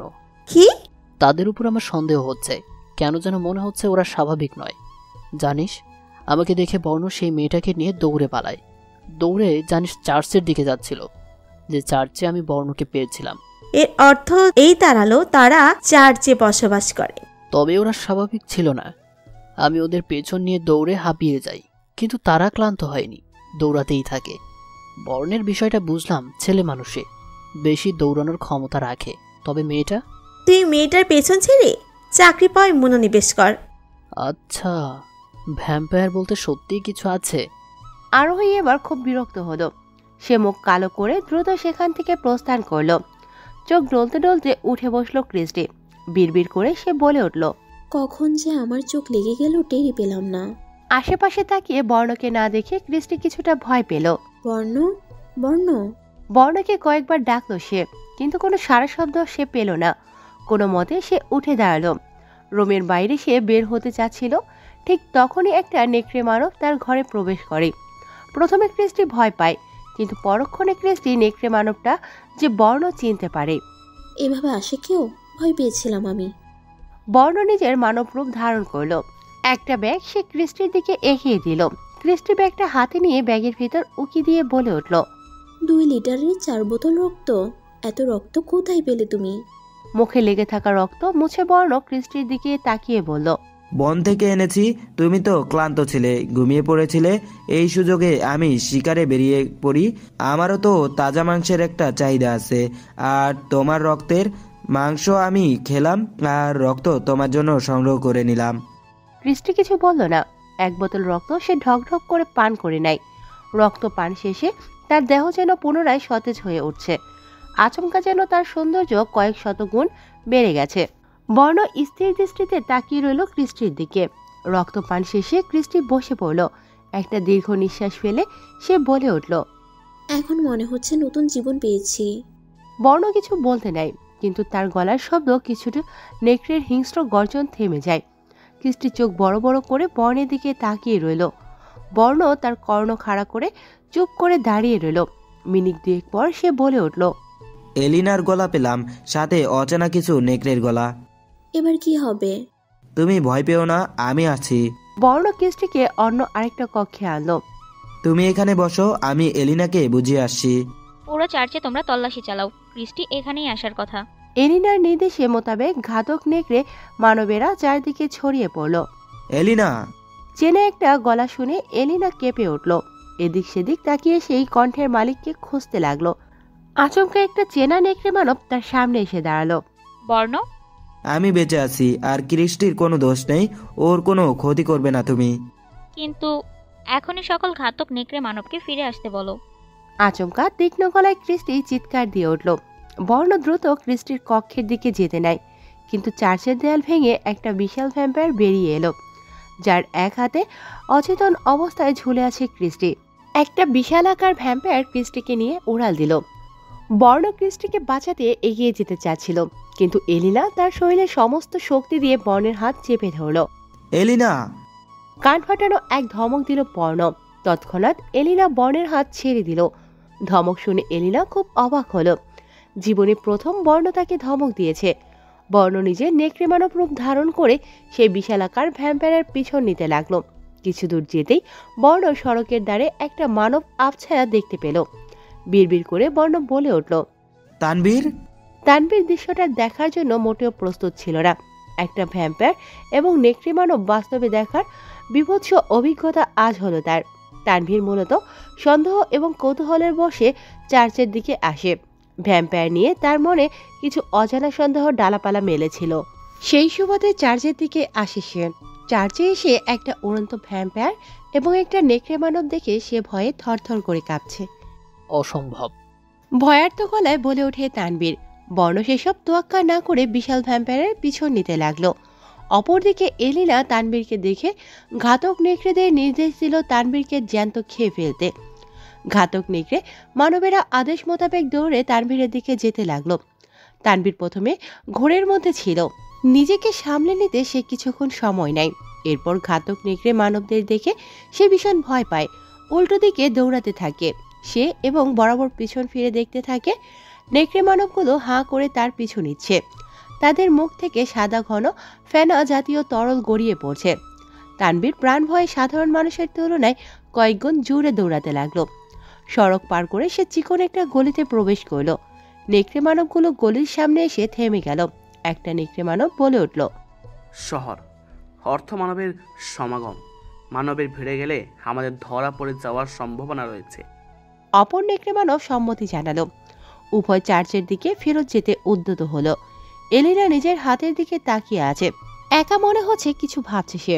গম্ভীর গলায় আচমকা সে বলে উঠল, ভাই। ঘাতক নেকড়ে মানব দুজন এলিনার সামনে এসে হাজির হলো। মাথা নিচু করে রইল তারা। এলিনা বুঝতে পারলো শিকার হাতছাড়া হয়েছে। রাজ্যে ফেরার প্রস্তুতি নাও। কথা শেষ করেই এলিনা নেকড়ে মানব রূপ নেয় এবং ক্ষিপ্ত গতিতে দৌড়ে যেতে লাগলো। পাহাড় টপকে বনের দিকে যেতে লাগলো। এদিকে ঘাতক নেকড়ে মানবেরা চার্চ ঘুরে দেখে নেয় সবকিছু ঠিকঠাক আছে। নিশ্চিত হতেই তারাও নেকড়ে রাজ্যের উদ্দেশ্যে চার্চ থেকে প্রস্থান করল। ভ্যাম্পায়ার রাজ্যে প্রবেশ পথে বর্ণ তার নেকড়ে মানব রূপ ধারণ করে বসে আছে। এক দৃষ্টিতে সে তাকিয়ে আছে রাজ্যের ঠিক মাঝ বরাবর থাকা বিশালাকার রাজমহলের দিকে। সবেমাত্র সেখানে একটা বিশালাকার ভ্যাম্পায়ার প্রবেশ করেছে, যার সাথে ছিল অজ্ঞান অবস্থায় থাকা ক্রিস্টি। বর্ণের সামনে ইতিমধ্যে অসংখ্য ভ্যাম্পায়ার এসে হাজির হয়েছে। তারা সকলে বর্ণের প্রতিটা পদক্ষেপ ধীরে ধীরে পর্যবেক্ষণ করছে। রাজমহলের সবচেয়ে উঁচু বারান্দা দাঁড়িয়ে ইউয়ার্ড বর্ণের দিকে তাকিয়ে রইল। মহারাজ, সেই মেয়ে ভ্যাম্পায়ারটা ক্রিস্টিকে নিয়ে এসেছে। তোমার নাম কি? জি, বকুল। ইউয়ার্ড মুখ ঘুরে সেনা প্রধানের দিকে তাকালো। বলিষ্ঠ দেহ, তবে কোমল নাম। ইন্টারেস্টিং। ক্রিস্টির জ্ঞান ফিরলে আমাকে জানাবে। বকুল কর্নিশ করে কক্ষ হতে প্রস্থান করল। ইউয়ার্ড আবার দৃষ্টি বর্ণের দিকে স্থির করল। খুব শীঘ্রই আমাদের দেখা হচ্ছে। তাহলে এই যুদ্ধের যোদ্ধাদের একটা নাম দেওয়া উচিত বলে আমি মনে করি, দ্য হান্টার্স অফ নাইট। হেসে বলল ইওয়ার্ড। এরপর সে কক্ষের ভেতরে চলে গেল। বর্ণ এখনও ভ্যাম্পায়ার রাজ্যে প্রবেশ পথে দাঁড়িয়ে আছে। এদিকে কিছু ভ্যাম্পায়ার তাকে আক্রমণ করার সিদ্ধান্ত নেয়। একটা ভ্যাম্পায়ার উড়াল দিয়ে বর্ণের পিঠের উপর অবতরণ করল। বর্ণের ঘাড়ে সে কামড় বসাতে চায়। হঠাৎই বর্ণ ঘুরে উল্টো হয়ে সেই ভ্যাম্পায়ারের ঘাড়ে কামড় দিয়ে বসল। এরপর দাঁত দিয়ে কামড়ে ঘাড়ের বেশ খানিকটা মাংস সে খেয়ে নেয়। সাথে সাথে সকল ভ্যাম্পায়ার সতর্ক হয়ে নেয়, একে অপরকে ইশারার মাধ্যমে একসাথে আক্রমণ করার পরিকল্পনা করে। ভ্যাম্পায়ারগুলো আক্রমণ করে যাবে, ঠিক তখনই একটা নেকড়ে হিংস্র গর্জন দূর থেকে ভেসে এলো। এলিনা এসে বর্ণের পাশে দাঁড়ালো। পরিস্থিতি ভালো নয়, এখান থেকে চলে যাওয়াতেই মঙ্গল। বর্ণ ফিরে এলিনার দিকে একবারও তাকালো না। সে উল্টো দিকে দৌড়ে চলে গেল। পিছন পিছন এলিনা। নেকড়ে রাজ্যের রাজমহলের দিকে একটা বিশালাকার নেকড়ে মানব তেড়ে আসে। দূর থেকে প্রহরীরা দৃশ্যটা দেখে সতর্ক হলো। যুদ্ধের জন্য তারা প্রস্তুত হতে লাগলো। রাজমহলের সামনে এসে বর্ণ নিজের মানব রূপ ধারণ করল। প্রহরীরা তৎক্ষণাৎ বর্ণকে চিনে ফেলে এবং নিজ নিজ অবস্থানে হাঁটু গেড়ে বসে বর্ণকে সম্মান প্রদর্শন করতে লাগলো। বর্ণ রাজমহলে পৌঁছানোর খানিক বাদে এলিনা এসে পৌঁছালো। বর্ণ জীবিত এবং রাজমহলে অবস্থান করছে। খবরটা বাতাসের বেগে পুরো রাজ্যে ছড়িয়ে পড়ল। একই সাথে বর্ণের পিতা রবার্টের কানেও খবরটা গেল। তিনি দ্রুত প্রহরীদের জিজ্ঞেস করে বর্ণের বর্তমান অবস্থা সম্পর্কে অবগত হল। বর্ণ তার নিজ কক্ষে রয়েছে। বর্ণের কক্ষে প্রবেশ করল রবার্ট। বর্ণ, কান্না ভেজা গলায় বলল রবার্ট। তিনি বর্ণকে জড়িয়ে ধরতে চাইলেন। বর্ণ বাধা প্রদান করল। আমাকে ছুবেন না মহারাজ। বাবা, তুই রেগে আছিস কেন? হাত দিয়ে দরজার দিকে ইশারা করল বর্ণ। আমার কক্ষ থেকে বের হলে কৃতজ্ঞ হব মহারাজ। বর্ণের কথা শেষ হতেই রুমে প্রবেশ করল এলিনা। বর্ণ এলিনার দিকে এগিয়ে গেল। তুই সেই বিশালাকার ঘাতক ভ্যাম্পায়ারকে চিনতি তাই না? তুই তার সাথে এসেছিলি তাই না? ভাই তুই শান্ত হ। হ্যাঁ অথবা না? হ্যাঁ চিনি, সেই ভ্যাম্পায়ারটাই তোদের অবস্থান সম্পর্কে আমাকে অবগত করেছিল। কোনো সমস্যা? রেগে বলল এলিনা। কিছুটা বর্ণের দিকে এগিয়ে যেতে এলিনা বলল, ক্রিস্টির জন্য বেশ মায়া জমেছে দেখি। মেয়েটার হাত ধরে স্বজাতির বিরুদ্ধে যাও দেখি শিখে গেছিস। তুই নেকড়ে সাম্রাজ্যের জন্য গর্ব নয় বরং কলঙ্ক। বর্ণ ঠাস করে এলিনার গালে কষে একটা চড় মারল। এলিনা গালে হাত দিয়ে অবাক হয়ে বর্ণের দিকে তাকিয়ে রইল। রবার্ট বর্ণের এমন কাণ্ড দেখে বলে উঠল, বর্ণ কি করছিস? বর্ণ তার ডান হাত দিয়ে এলিনার গাল চেপে ধরে বলল, কিস্টির কিছু হলে না এই রাজ্য থাকবে না। এলিনাকে ছেড়ে বর্ণ নিজের কক্ষের জানালা দিয়ে লাফ দিল। নেকড়ে মানব রূপ ধারণ করে সে অন্তত চলে গেল। রবার্ট দৌড়ে জানালার কাছে এসে চিৎকার দিয়ে বর্ণকে ডাক দিল, বর্ণ। এলিনা মুখ চেপে ধরে মেঝেতে বসে পড়ল। কান্না করতে লাগলো সে। রবার্ট গিয়ে এলিনাকে ধরল। এলিনাকে শান্ত করতে চাইলেন তিনি। কোনো মতে তানভীর ঘরে এলো। নিজ রুমে প্রবেশ করে বসে খাটের উপর বসে রইল। তার শরীর কাঁপছে। একটা বিশাল ভ্যাম্পায়ার সেই আমার পছন্দের মেয়েটাকে নিয়ে যাচ্ছিল, আর মেয়েটাও ভ্যাম্পায়ারের মতো দেখতে ছিল। আর সেই নেকড়েটা বিশাল, এত বিশাল নেকড়ে, এসব কি দেখলাম আমি? নিজের মাথা ধরে বিড়বিড় করে বলতে লাগলো তানভীর। উঠে গিয়ে এক গ্লাস পানি ঢকঢক করে পান করে নেয়। আচমকা সে নিচতলা হতে একটা ভারী প্রাণী পদধ্বনি শব্দ পেল। রাত তখন 2টা। তানভীর সিঁড়ি বেয়ে নিচতলায় নামলো। ঘরের ভিতর কিছু একটা প্রবেশ করেছে। তানভীর ভয়ার্ত গলায় বলল, কে ওখানে? আচমকা একটা চতুষ্পদী প্রাণী তার শার্টের কামড় দিয়ে এক লাফের ওপর তলায় উঠে যায়। তানভীর চিৎকার দিতে নেয়, কিন্তু একটা মানবদেহী হাত এসে তার মুখ চেপে ধরে। তানভীর দেখল একটা নেকড়ে ধীরে ধীরে মানবরূপ লাভ করছে। বর্ণ তানভীরের গলা চেপে ধরল এবং বলল, আমার পথে যদি কখনো তোকে দেখি তাহলে জ্যান্ত চিবিয়ে খেয়ে ফেলবো, আর গোরো রাখবো না, বলে দিলাম তানভীর। বর্ণ তানভীরের গলা ছেড়ে দিল। তানভীর গলা ছাড়া পেয়ে জোরে জোরে শ্বাস নিতে লাগলো। আমার তো তোমার সাথে থাকা মেয়েটার উপর সন্দেহ হয়, তাই চার্চে চাই। আমাদের থেকে দূরে থাক, আর কোনোদিন দেখলে আমি ছাড়বো না তোকে। কথাটা বলে বর্ণ সেখান থেকে চলে গেল। তানভীর চুপচাপ বর্ণের যাওয়ার দিকে চেয়ে রইল। ক্রিস্টির জ্ঞান সবে মাত্র ফিরেছে। আচমকা আফসায়া তার কক্ষে এসে তার ঘাড়ে কামড় দেয় এবং তাকে নিয়ে উড়াল দেয়। এইটুকু তার স্মরণে আছে। নিজের অবস্থান বুঝতে সে এদিক সেদিক তাকাতে লাগলো। বুঝতে পারল সে ভ্যাম্পায়ার রাজমহলে। ক্রিস্টির জ্ঞান ফিরতে দেখে দুজন মেয়ে দাসী কক্ষ থেকে বেরিয়ে গেল। তারা সেনা প্রধানের নিকট সংবাদটি পৌঁছালো। কিছুক্ষণ পর সেনাপ্রধান এসে ক্রিস্টির কক্ষে প্রবেশ করল। কক্ষ ভেতর থেকে সে বন্ধ করে দিল। ক্রিস্টি কিছুটা ভয় পেল।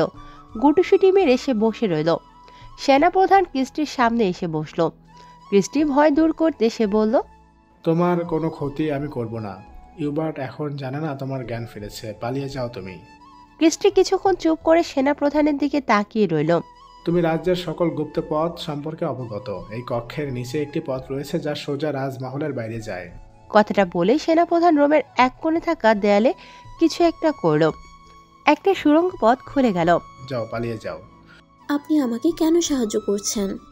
কত বছর যাবত এই রাজ্যের দেখাশোনা করে যাচ্ছি। মহারাজার নির্দেশ পালন করা আমার ধর্ম।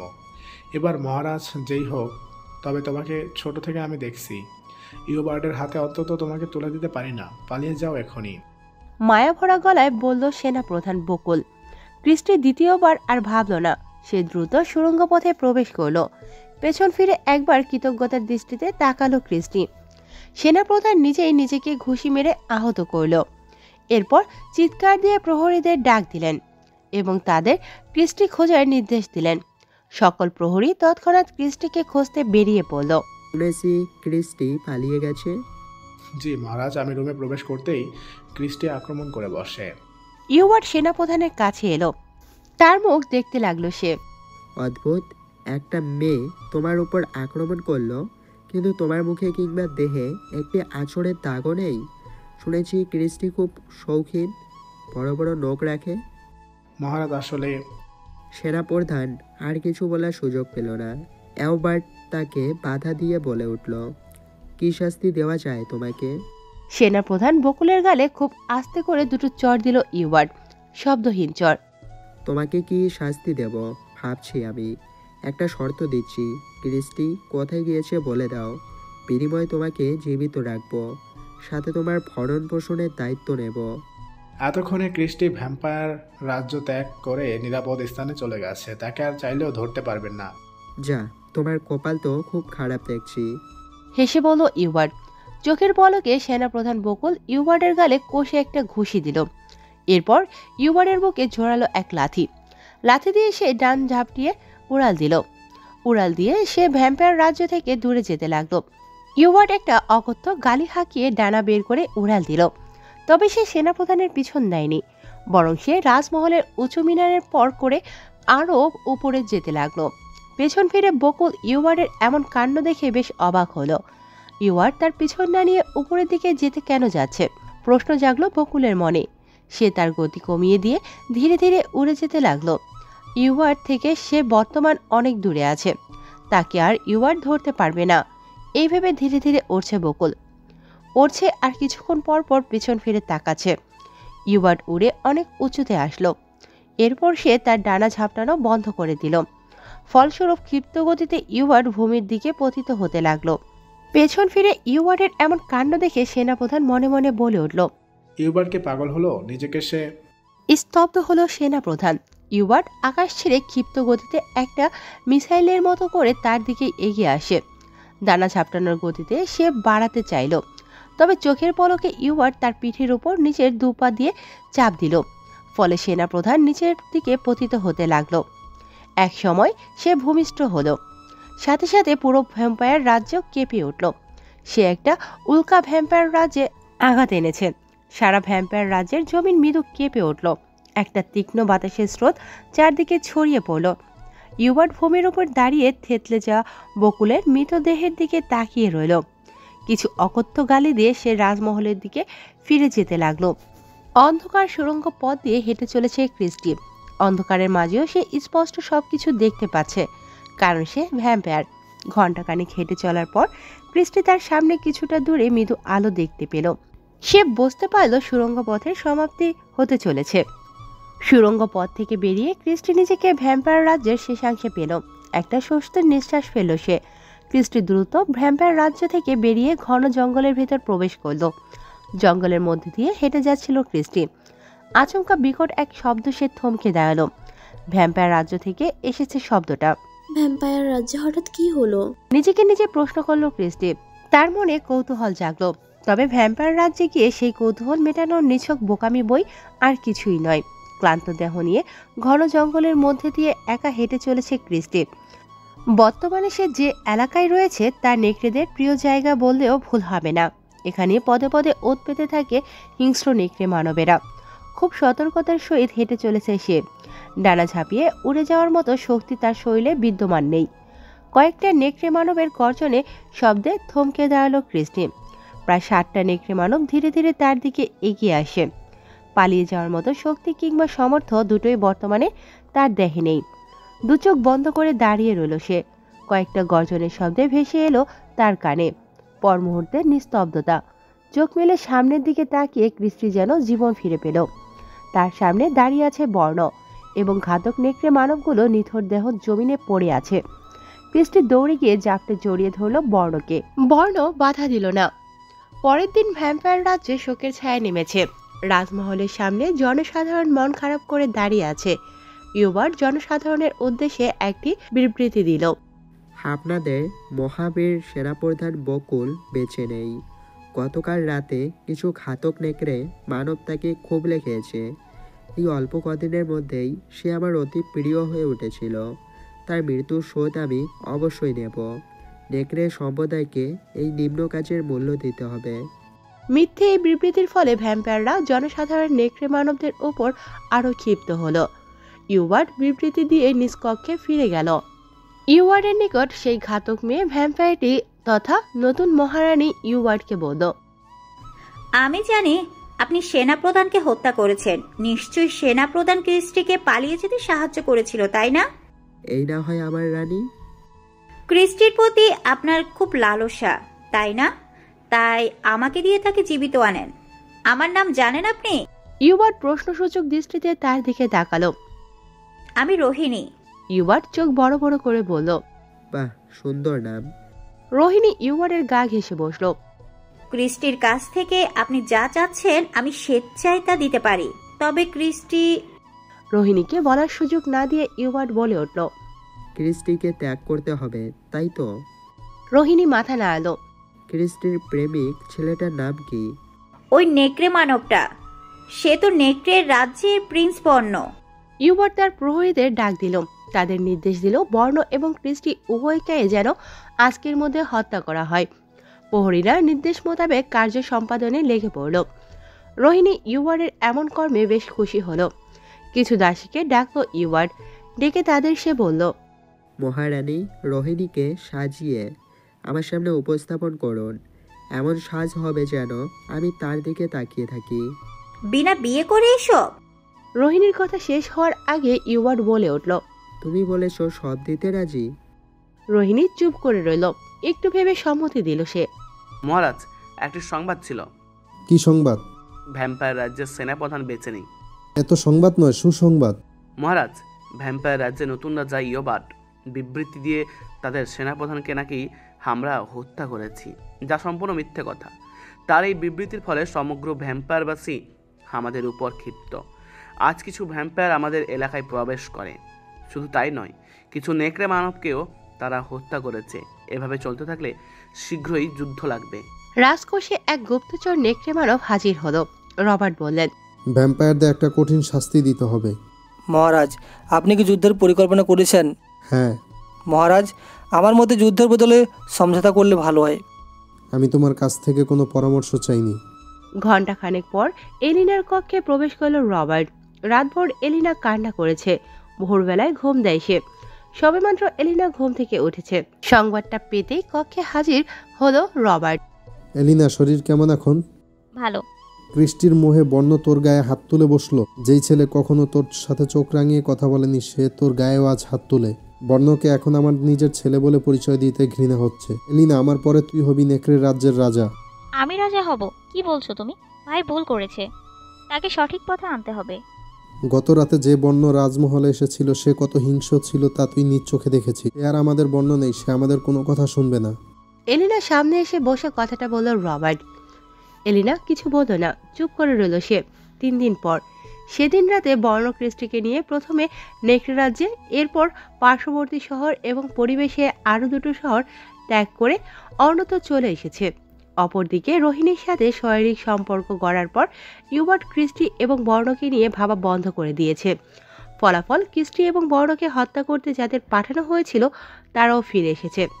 রাজার কোনো মাথা ব্যথা নেই, প্রহরীদের কেনই বা থাকবে? তবে উভয় পক্ষ সুখে থাকলেও দুই রাজ্যের সাধারণ জনগণ ক্ষিপ্ত।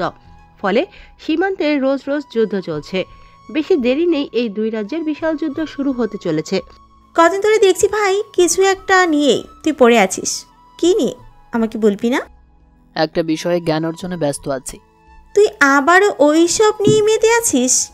ভ্যাম্পায়ার ও নেকড়ে মানব নিয়ে কিছু তথ্যপত্র সংগ্রহ করছি। আরে বাবা, ভ্যাম্পায়ার নেকড়ে মানব বলতে কিছু নেই। এরা সব কল্পনার জগতের কাল্পনিক চরিত্র। বেশ রেগে গেল তানভীর। সে রাগী গলায় বলে উঠল, আমি মোটেও মজা করছি না। নিজ চোখে আমি ভ্যাম্পায়ার এবং নেকড়ে মানব দেখেছি।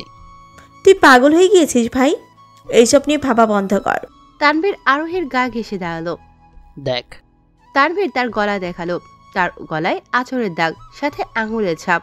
আঙুলের ছাপগুলো সাধারণ মানুষের আঙুলের ছাপের তুলনায় বেশ বড়। আরোহী কিছুক্ষণ তানভীরের গলার দিকে চেয়ে রইল। গম্ভীর গলায় সে বলে উঠল, আঙুলের ছাপগুলো অনেক বড়। 4 দিন আগে রাতে একটা নেকড়ে মানব আমার গলা চেপে ধরে ধমকি দিয়েছিল। ভাগ্য ভালো আমি বেঁচে আছি।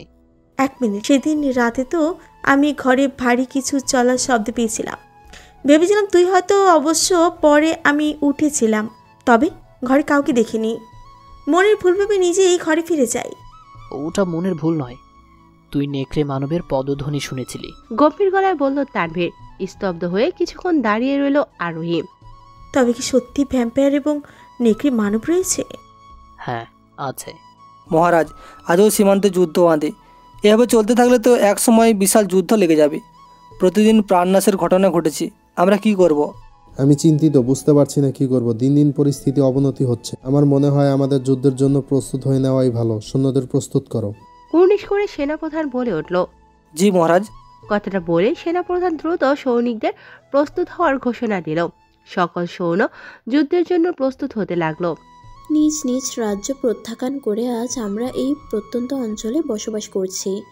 আমাদের রাজ্যে আমাদের অগোচরে না জানি কি ঘটছে। হয়তো যুদ্ধ লেগে যাবে। রাজ্যের প্রতি আমার বিন্দুমাত্র মায়া নেই। যুদ্ধ রাজ্যের মধ্যকার বিবাদ আমি বহুবার সমাধান করতে চেয়েছি, কিন্তু ফলাফল শূন্য।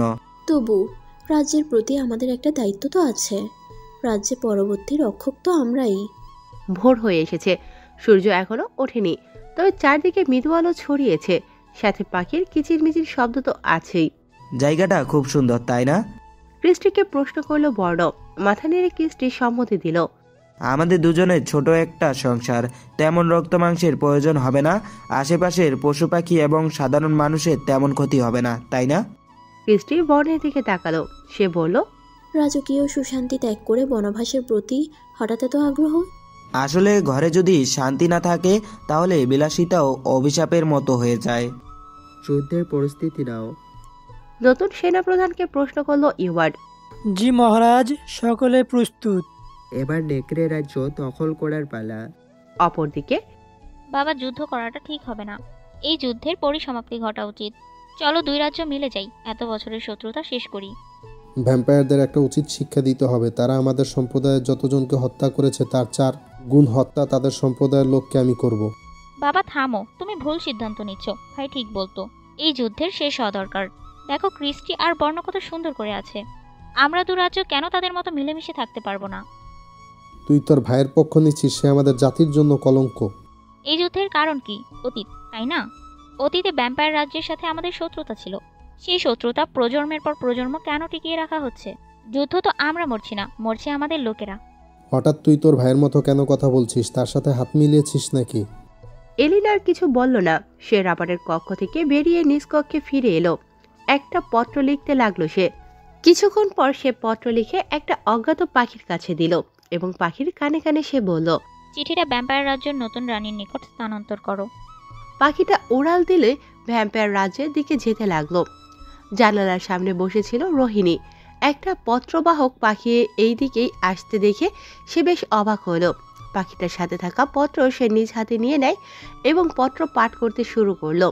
পত্রের শুরু সম্মানী বাক্য লেখার সময় হাতে নেই। শুনেছি তুমি ভ্যাম্পায়ার রাজ্যের নতুন রানী, বেশ ভালো। একটা অনুরোধ ছিল, এই যুদ্ধটা কি থামানো যায় না? ক্রিস্টি এবং বর্ণ চেয়েছিল এই যুদ্ধ থামাতে। তারা দুজনই আপ্রাণ চেষ্টা করেছে, কিন্তু ব্যর্থ হয়ে আজ তারা এসব থেকে অনেক দূরে চলে গেছে। বর্ণের একটা কথা আমার কাছে খুব যৌক্তিক বলে মনে হয়, কোনো যুদ্ধই সুফল বয়ে আনে না। প্রজারা মারা যাবে, আমরা ঠিকই বেঁচে থাকবো। এই যুদ্ধের পেছনের কারণগুলো হলো মিথ্যা বিবৃতি। আমার বাবা ভাইয়ের মৃত্যুর রহস্য উন্মোচন না করে সম্পূর্ণ দায়ভার ভ্যাম্পায়ার রাজ্যের ওপর চাপিয়ে দেয়। ফলাফল ভ্যাম্পায়ার রাজ্যের প্রতি মানুষ ক্ষিপ্ত হয়ে ওঠে। কদিন আগে ভাই ফিরে এসেছিল রাজ্যে, তবে বেশিক্ষণ অবস্থান করেনি। রাজ্যের সকলের কানে ভাই বেঁচে আছে খবর যায়, কিন্তু পরবর্তীতে বাবা সেটা গুজব বলেন। ফলাফল আবারও ভ্যাম্পায়ার রাজ্যের প্রতি নেকড়ে মানবেরা ক্ষিপ্ত হয়। এই বিষয়ে তোমাদের রাজ্য পরিলক্ষিত। সেনাপ্রধানের মৃত্যুর মিথ্যা বিবৃতি। তোমাদের রাজ্যের সকল তথ্যই আমি আমার গুপ্তচর দ্বারা পেয়ে থাকি। আমাদের উভয় রাজ্যের মিথ্যা বিবৃতিগুলোর কারণে রাজ্যের লোকেরা ক্ষিপ্ত হয় এবং একে অন্যের রাজ্যের লোকেদের হত্যা করতে উদ্যত হয়। এই যুদ্ধ থামানো উচিত। জনসাধারণ ক্ষিপ্ত, হিংস্র। যুদ্ধ একবার হলে মৃত্যুর মিছিল হবে, কেউ বেঁচে থাকবে না। পত্রে আর কিছু লেখা নেই। স্বপ্ন পড়ে রোহিণী কিছুক্ষণ ভাবলো। পত্রের পেছনে রোহিণী কিছু লিখলো, লিখে পাখিটার কাছে দিয়ে দিল। পাখিটা সেই পত্র নিয়ে আবার এলিনার কাছে চলে এলো। এলিনা দ্রুত পত্র দেখতে লাগলো। পত্রের অপর পিঠে সে দেখলো রোহিণী লিখেছে, আমার হাতে করার কিছুই নাই। ইউবার্ডের সকল কথা মানতে আমি বাধ্য। আমি কখনো মহারানীর মর্যাদা পাইনি, শুধু নামমাত্র। ইউবার্ড শুধু আমাকে ভোগ করে, আর কিছু না। রোহিণীর প্রত্যুত্তর দেখে এলিনা হতাশ হলো। তাহলে কি আর করার কিছু নেই? মনে মনে নিজেকে নিজে প্রশ্ন করলো এলিনা। তানভীর তার বোন আরোহীকে সবটা খুলে বলল। সব শুনে আরোহী কোনোভাবেই বিশ্বাস করতে পারল না এসব। আমার এসব কিছুই বিশ্বাস হচ্ছে না। কিন্তু এটাই সত্য। ভাই, যদি সত্যি হয়ে থাকে তাহলে আমাদের এখানে থাকা কোনোভাবে নিরাপদ নয়। এই শহর ছেড়ে আমাদের উচিত অন্য শহরে চলে যাওয়া। সেদিন তোর উপর আক্রমণ হয়েছে, আগামীতে যদি আবার হয়? তোর ভাষ্যমতে সব কিছু বাস্তবে ঘটেছে, সুতরাং এখানে থাকা নিরাপদ নয়। তানভীর মাথা নেড়ে সায় দিল। আমি তাহলে বাবার সাথে কথা বলছি, অন্য শহরে চলে যাওয়ার ব্যবস্থা করছি। তানভীরের রুম থেকে প্রস্থান করলো আরোহী। ঘণ্টাখানেক পর আরোহী আবার তানভীরের রুমে এলো। বাবার সাথে কথা হয়েছে, আপাতত আমরা অন্য শহরে ফুপুদের বাসায় থাকবো কিছুদিন, এরপর নতুন বাসায় উঠবো। 3-4 দিনের মধ্যে এই শহর ছেড়ে যাব আমরা। তুই বাবাকে কি বলেছিস? জানতে হবে না, সিক্রেট। তাদের কথোপকথনের মাঝে রুমে প্রবেশ করে তানভীরের বাবা। তানভীর, এসব করবি তুই? তোর কারণে আজ শহর ছাড়তে হচ্ছে আমার। যাই হোক, আগামীতে এমন ভুল করবি না। কথাগুলো বলে একটা দীর্ঘ নিঃশ্বাস ফেলে রুম থেকে বেরিয়ে গেলেন তানভীরের বাবা। তুই বাবাকে কি বলেছিস? তেমন কিছুই না, তুই একটু মারামারি করছিস, ঝামেলা পাকিয়েছিস, তারপর আরো কত কিছু বলেছি। সেগুলো শুনলে তুই আমার উপর রাগ করবি। এইটুকু জেনে রাখ, নতুন বাসায় ওঠার পর কমপক্ষে 1 মাস তুই নির্ঘাত গৃহবন্দী থাকবি। আরোহী, তুই আমার বোন নাকি শত্রু? আরোহী তানভীরের কথায় কর্ণপাত না করে রুম থেকে বেরিয়ে গেল। পরের দিন রবার্ট এবং উপরস্থ অন্যান্যদের জন্য প্রস্তুতকৃত খাদ্যে এলিনা ঘুমের ওষুধ মিশিয়ে দিল। ফলাফল, তারা খাবার খেয়ে অঘোর ঘুমে ঢলে পড়ল। এরপর এলিনা তার চেনা প্রহরীদের দ্বারা রাজ্যের সকল জনগণকে ডেকে আনল। জনসমাগমের উদ্দেশ্যে এলিনা বলতে লাগলো, এতদিন ধরে আপনাদের মিথ্যা কথা বলা হচ্ছে। আমার ভাইকে ভ্যাম্পায়ার রাজ্যের কেউ হত্যা করেনি, সে জীবিত আছে। এই যুদ্ধ দেখতে দেখতে সে বিরক্ত, তাই রাজ্য ছেড়ে অনেক দূরে চলে গেছে। কোনো যুদ্ধই সুফল বয়ে আনে না। আমার ভাই এই যুদ্ধ বন্ধ করতে চেয়েছিল, তবে তার কিছু ভুল পদক্ষেপের কারণে হিতে বিপরীত আজ নতুন করে যুদ্ধ বাঁধালো। বিগত কদিন ধরে সীমান্তে চলা যুদ্ধে আপনাদের পরিবারের অনেক প্রিয়জন মৃত্যুবরণ করেছে। সামনে যে বিশাল যুদ্ধ লাগতে চলেছে, সেখানেও আপনাদের অনেক প্রিয়জন মৃত্যুবরণ করবে। এই যুদ্ধের কোনো উদ্দেশ্য নেই, শুধু শুধু গায়ে পড়ে শত্রুতা করা। আমি যুদ্ধ চাই না। সমস্যাটা আসলে আমাদের মধ্যে। আমরা রাজ্যের প্রধানেরা অন্য রাজ্যের দিকে কুদৃষ্টি দেই, ফলে যুদ্ধ লাগে আর ক্ষতি হয় আপনাদের। আপনাদের কাছে অনুরোধ, এই যুদ্ধে অংশগ্রহণ করা হতে বিরত থাকুন। বয়কট করুন যুদ্ধ। সমস্যা প্রধানের মধ্যে, তাদের মধ্যে যুদ্ধ হোক। জনসাধারণ কেন বলির পাঠা হবে? এলিনার বিবৃতি শুনে নেকড়ে জনসাধারণের মধ্যে একটা কোলাহল সৃষ্টি হলো। এলিনা আর কিছু বলল না, সেখান থেকে চলে গেল। ঘণ্টাখানেক পর রবার্ট সেনাপ্রধান সহ অন্যদের ঘুম ভাঙল। সকলে বুঝতে পারল তাদের ঘুমের ওষুধ এলিনা দিয়েছে। রবার্ট বেশ ক্ষিপ্ত হলো। এলিনাকে বন্দি বানানোর নির্দেশ দিল সে। সেনাপ্রধান তার প্রহরীদের নির্দেশ দিল এলিনাকে বন্দি বানাতে, কিন্তু কোনো প্রহরী তার আদেশ মান্য করল না। কি হলো, তোমরা আমার আদেশ অমান্য করছো কেন? ওরা তোমাদের ত্যাগ করেছে। রাজকোষে এসে কথাটা বলল এলিনা। সেনাপ্রধান এবং অপরস্থ অন্যরা এলিনাকে বন্দি করতে চাইল, কিন্তু প্রহরীরা বাধা দিল। উল্টো প্রহরীরা তাদেরই বন্দি বানালো। বাকি রইল শুধু রবার্ট। বাবা, এবার বন্ধ করো এই যুদ্ধ। আমি মরে যাব, তবে ওই ভ্যাম্পায়ারদের সামনে মাথা নত করব না। এলিনা প্রহরীদের ইশারা করল রবার্টকে বন্দি করে নিতে। এলিনার হুকুম মোতাবেক রবার্টকে প্রহরীরা বন্দিখানায় নিয়ে বন্দি করে ফেলল। বিড়বিড় করে এলিনা বলে উঠল, মাফ করে দিও বাবা, তুমিই বলেছিলে রাজ্যটা আমাকেই সামলাতে হবে। আমি নিজের দায়িত্ব পালন করেছি। এরপর এলিনা নিজ কক্ষে এসে দুটো পত্র লিখল। একটি পত্র নিয়ে পাখি ইউবার্ডের কাছে হস্তান্তর করল, আর অপর পত্রটি নিয়ে পাখিটা অজানা কোনো গন্তব্যে রওনা দিল। ইউবার্ড এলিনার পত্র খুলে পড়তে লাগলো। দুবাক্যে লিখেছে সে, যুদ্ধে আমরা যাচ্ছি না, এই যুদ্ধ আমরা চাই না, বাকিটা আপনাদের ইচ্ছে। পত্রটা পড়ে ইউবার্ড বসে ভাবতে লাগলো। ঠিক সেই সময়ে রোমে রোহিণী প্রবেশ করলো। কি হলো মহারাজ, আপনাকে বেশ চিন্তিত দেখাচ্ছে। নেকড়ে রাজ্য থেকে চিঠি এলো, ওরা যুদ্ধে আগ্রহী নয়, যুদ্ধ করতে চাচ্ছে না। এটা তো সুসংবাদ। আপনি চিন্তিত কেন হচ্ছেন? যুদ্ধ হচ্ছে না, এতে আমরা সৈন্য হারাচ্ছি না, আমাদের রাজ্য নিরাপদেও থাকবে। এলিনার সাথে কি তোমার বন্ধুত্ব হয়েছে নাকি? শুনলাম কতদিন এলিনার সাথে তোমার পত্র আদান প্রদান হয়েছে। রোহিণীর মুখ চুপসে গেল। ভয়ার্থক গলায় সে বলল, আসলে আমিও চাই না যুদ্ধ হোক। আমিও যুদ্ধ চাই না, আমি শুধু এই রাজ্যের ক্ষমতা চেয়েছিলাম, আর কিছু নয়। নেকড়ে মানবেরা স্বেচ্ছায় মার খেতে আসছিল বলে যুদ্ধের আয়োজন। এরপর ইউবার্ড সেনাপ্রধানের নিকট গিয়ে তাকে যুদ্ধ স্থগিত করার নির্দেশ দিল। নির্দেশ মান্য করে যুদ্ধ স্থগিত করল। 4 মাস পর একটা পাখি পত্র নিয়ে বর্ণের নিকট এলো। বর্ণ পত্রটা হাতে নেয়। পত্রের অবস্থা দেখে সে বলে উঠল, অনেক আগের পত্র মনে হচ্ছে। কে পত্র পাঠিয়েছে? জানি না, দেখি পথে কি লেখা। ভাই, তোর সেদিনের এক চর আমাকে অনেক কিছু শিখিয়েছে। তোর অসমাপ্ত কাজ আমিই সমাপ্ত করলাম। হ্যাঁ, যুদ্ধ হচ্ছে না আর, রাজ্য সিংহাসনটা খালি, সেটা অপেক্ষাতে আছে। পত্রটা পড়া শেষ করে বর্ণ মৃদু হাসল। পত্রের পুরো লেখাটা ক্রিস্টিও পড়েছে। সে বলে উঠল, তাহলে আমরা ফিরছি। 2 দিন পর বর্ণ আর ক্রিস্টি হেঁটে শহরের এক সড়ক দিয়ে যাচ্ছে। উদ্দেশ্য নিজ রাজ্যে ফিরে যাওয়া।